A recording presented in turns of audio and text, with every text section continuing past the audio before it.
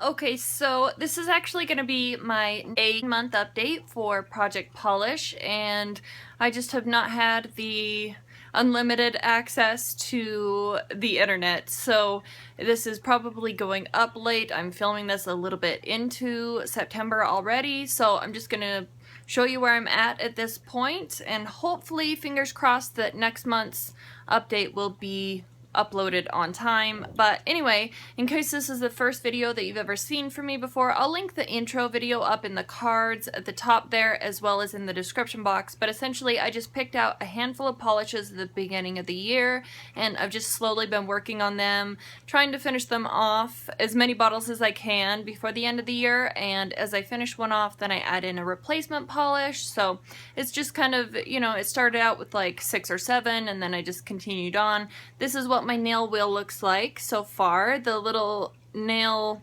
swatches that have an X here, those have been finished. So starting off with the first one on my wheel that doesn't have an X on it is this silver one right here. This is actually a polish from Orly, and this is it right here. And this is actually the polish, the only polish out of everything here that I did not use over this past month. So I'm still down at this very bottom mark right here, but there's really not a ton left in here.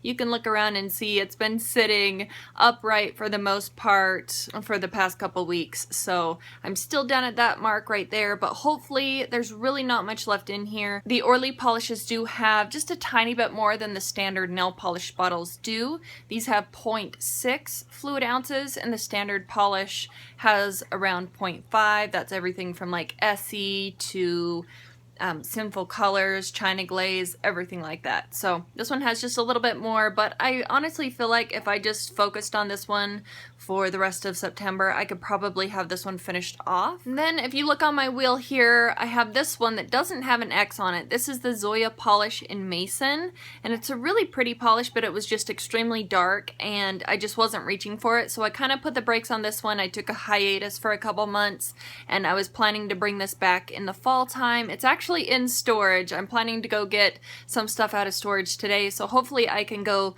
grab this Zoya polish and bring it back into rotation for next month, probably for October or something. But that one, it was just so dark and I wasn't reaching for it that I just added in some other polishes, and I'm going back to this one at a later date. So next up, these two were finished. I have this mint polish right here, and I did make some okay progress on this one. This is the Sally Hansen Extreme Wear, I can't even read on here, Hard as Nails Extreme Wear Polish in Kelp Yourself, and I was right there at the last update and I got down to there. So I thought that was decent progress. I think I used this once or twice on the fingers. I can't recall exactly, but not too bad. Not too bad on the progress. There's not much left in this bottle, and these have a little bit less than the standard nail polish bottles do. These have 0.4 fluid ounces, so these go just a tiny bit quicker than some of the other polishes. So I'm happy with the shade on that one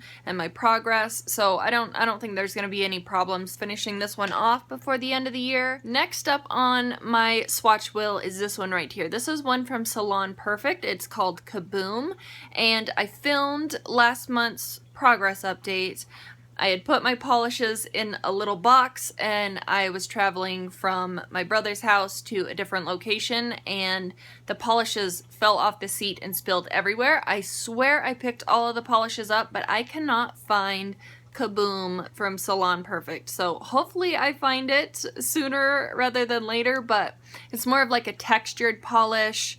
It looks like Floam, if you remember that from your childhood. If you're like a 80s or 90s child, you'd probably be familiar with Floam, but it had like lime green and bluish teal sort of specks in it. It's like a textured sugar polish kind of, or maybe it's more of like a glitter polish, but they're not shiny pieces. They're just little balls essentially, and you can make it really opaque on the nails with 2 or 3 coats. So that one, I have no idea where it's at. Hopefully I find it soon because I really like that polish and I was almost finished with it. Then next up on the swatch wheel here is this pretty one right there, that blue that has that shimmer running through it. This one is from China Glaze and it is right here. This is the one in Blue Sparrow. This is actually a neon polish, even though it doesn't look neon.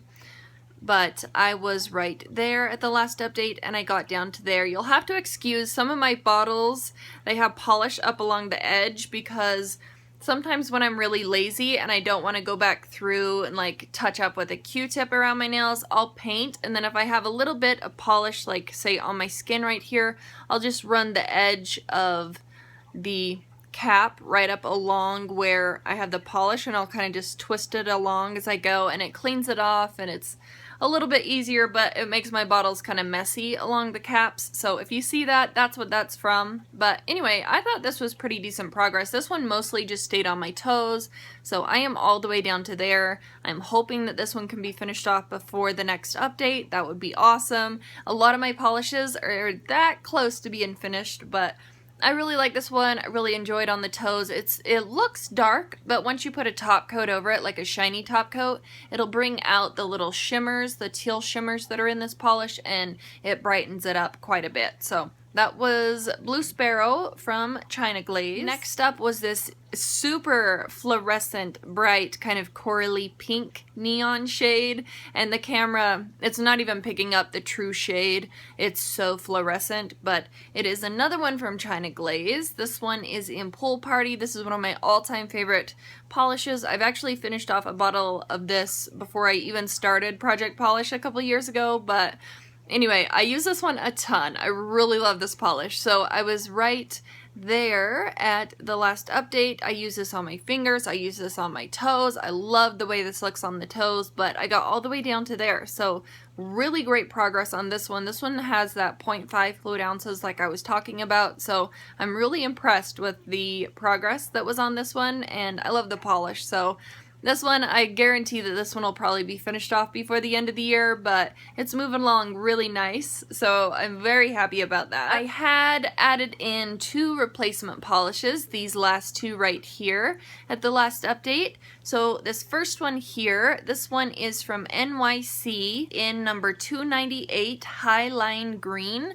This is probably my all-time favorite green polish. Greens are really hard for me to paint on my nails because if they're too dark, then they just look not the best with my skin tone, but this specific shade of green, I accidentally tipped it over, so my polish looks like it's all the way up here. It's not. This was in a previous project polish from, can't remember if it was last year or the year before, but I had it in rotation in a previous project, but I was right up here when I added it in, and I am down to there. I have to dump a ton of thinner into this one since I was using it so much in that other project and I started using it again. It's starting to get super goopy, so I have to add in some of my nail thinner. This is the one that I prefer over any super expensive one. I've tried 3 or 4 different ones, some of them that were like $10, $12, almost $20. This one works the best, and it's about $4. I think it's just under $4 at Sally's Beauty Supply.